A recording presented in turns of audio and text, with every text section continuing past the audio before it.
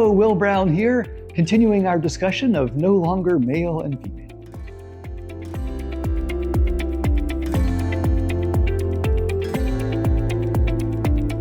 Have you ever looked at two siblings and wondered how in the world these two different people came from the same set of parents?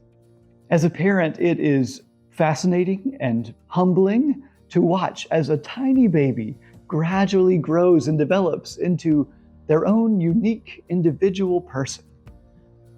There's so much joy and discovery in that process as you get to know who your kids are on the inside. My wife and I have marveled at getting to discover who our children are as they get older.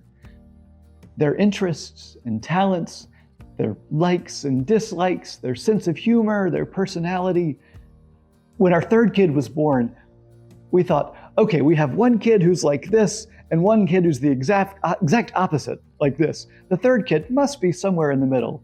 And then turns out, nope, completely different, just in totally different ways.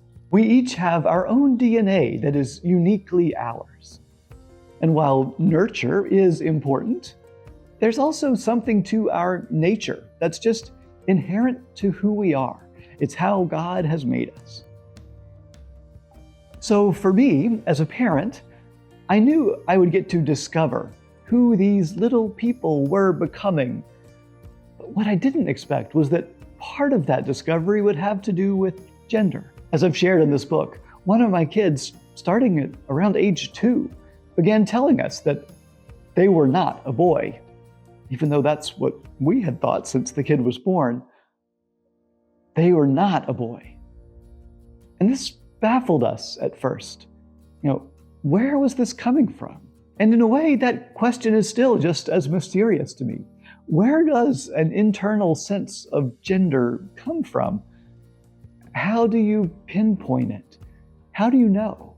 Many transgender people share that they've long felt that their experience on the inside of who they are doesn't match their body on the outside. In this chapter, we're thinking about their experience and hearing how trans Christians tell us about this God-given part of who they are.